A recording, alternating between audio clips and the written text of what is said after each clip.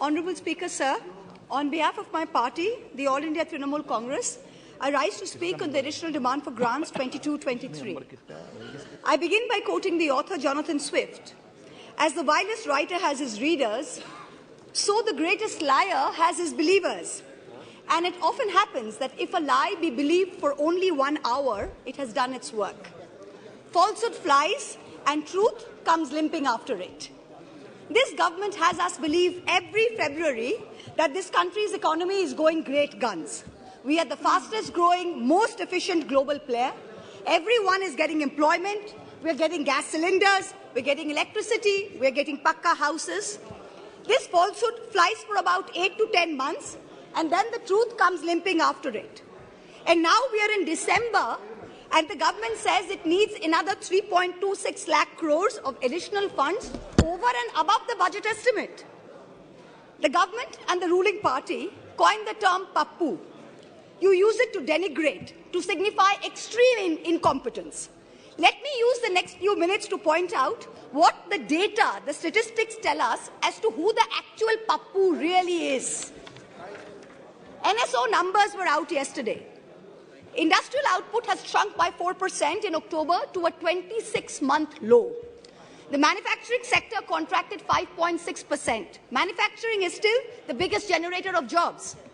17 of the industry sectors that make up the index of industrial production have recorded negative growth rates. Forex reserves have fallen by $72 billion in under a year. The Honourable Finance Minister yesterday during question hour mentioned how apparently 50% of FII inflows into emerging markets are coming into India. Wonderful. But her colleague, the Minister of State for External Affairs, just last Friday, in response to a question in this very House, stated that almost 2 lakh people, 1,83,741 people, renounced their Indian citizenship in the first 10 months of 2022. This exodus in 2022 takes the total number of Indians renouncing Indian citizenship under this government in the past 9 years since 2014 to over 12.5 lakh people. This year has already seen more people giving up Indian citizenship than any single given year. High net worth individuals are willing to pay up to $1 million to get citizenship of Portugal, of St. Kitts, of Greece. Is this the sign of a healthy economic environment? Of a healthy tax environment? Who's the Pappu now? There is an atmosphere of terror in this country with the sword of the Enforcement Directorate hanging over businessmen and high net worth individuals. The ruling party buys lawmakers for hundreds of crores, and yet members of the opposition represent 95% of lawmakers under investigation by the Enforcement Directorate. But forget politicians. They're tough. They can fend for themselves. Businessmen and high net worth individuals are soft targets. In the monsoon session, in response to a query from my honourable colleague from the JDU, Mr. Rajiv Ranjan Singh, the Finance Ministry informed this House that in the past 17 years, the ED has opened 5,422 investigations under the PMLA, but has convicted only 23 people. That is a conviction rate of a pathetic 0.5%. Since 2011, the ED has launched 1,600 investigations, 1,800 raids, and convicted only 10 people. In the supplementary demand for grants, I see that the government is asking for an additional 2,900 crores to buy land and ready-built accommodation, office accommodation for the Enforcement Directorate. The taxpayers, you and I, are paying for the ED's operations, for their prosecutions, for their investigations, for their foreign junkets. So do Parliament and public representatives have no right to ask this na khaunga, na khane dunga sarkar, who's presiding over the ED, why there is such a pathetic conviction rate of 0.5%? Is the ED's job only to harass people, or is it to actually track down and catch the perpetrators of financial crimes? What is this level of incompetence? Who's the Pappu now? Members of the ruling party continue to spread falsehoods about the benefits of demonetization ad nauseum, with no regard to the actual data. You have not achieved the goals of a cashless digital economy. You have not achieved the goals of phasing out fake currency, even after 6 years of your dhamaka announcement. Currency in circulation has doubled from 18 lakh crores in November 2016 to 32 lakh crores in November 22. Cash management company CMS's cash index for ATM hit an all-time high this Diwali. Cash is still king.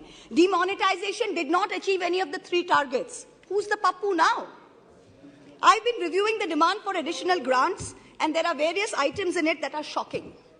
From a total subsidy request of 1,09,000 crores in March, the Department of Fertilizers has asked for an equal amount in the supplementary request.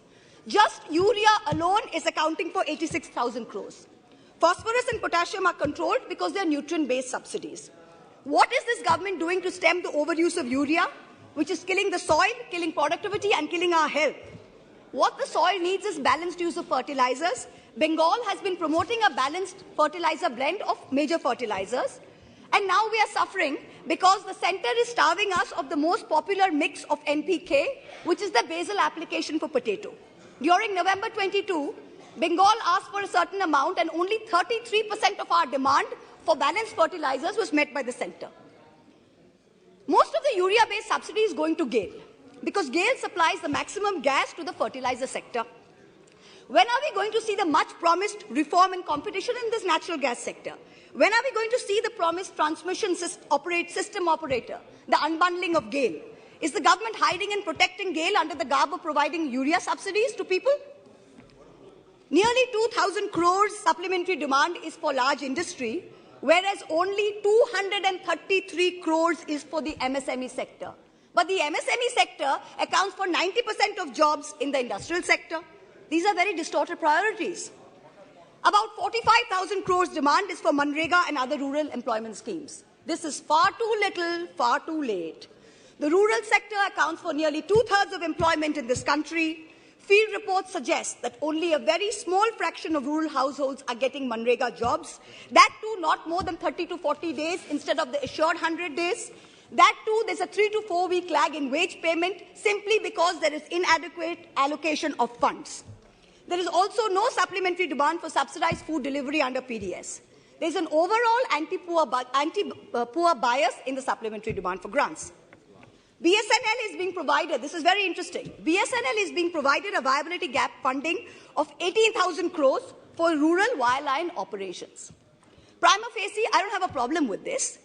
But if the government of India wants to keep giving BSNL viability gap funding, it is also giving it free spectrum worth 30,000 crores. Then why not make BSNL free roaming rural for everybody? If I'm not a BSNL user, I'm an Airtel user. I am paying for BSNL's free spectrum. It is not only BSNL subscribers who are paying for it. So if Airtel has poor network in a rural area, why can my phone not latch on to BSNL? Taxpayers are paying for this. Make it free for all in rural areas. The supplementary demand for grants will amount to an additional expenditure of about 4.36 lakh crores. This is going to raise the fiscal deficit above the target that you mentioned in the budget. So what is the government's additional revenue mobilization measures, especially non-tax revenue, that is going to make this up, make up the additional expenditure so we stay within the fiscal demand targets, fiscal deficit target? The Honourable Finance Minister yesterday stood in this House and she likened us, the opposition, to Videsh ka Dushman. And she said, we have Jalan ka Bhavna at India's growth.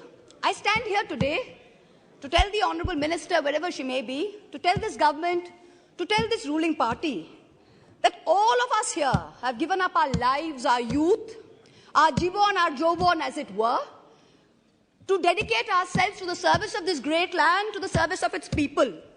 We represent the farthest corners of this country, from Karimpur to Kutch, from Katgodam to Kasargod. It is our inalienable right to ask the questions of this government. It is our right to question your incompetence. And it is this government's Raj Dharma that should make the treasury benches sit down, listen to our voices, and not react like the proverbial Khisyani Billi. It requires enormous courage and tenacity to simply stand up here and speak the truth, and we are doing it.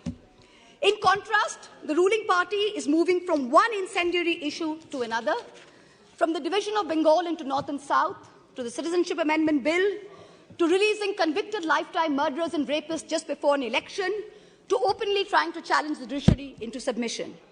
You somehow keep hoping that you will scare India into submission and you will keep winning power term after term. But it's not working. You just went to election in 3 states. With all your might, with all your resources, you won and only won. The president of the ruling party could not hold on to his own home state. Who's the Pappu now? A certain honourable MP from the Treasury benches, who's given to trespassing in high-security zones, who goads us all with equal measure of falsehood and fake bravado, yesterday took cheap pot shots at my state, the state of Bengal, with false claims of diversion of Manrega funds. To him I say this, sir, don't push your luck. I went to Mount Holyoke College. I worship Ma Kali, and I've been elected twice from a border constituency.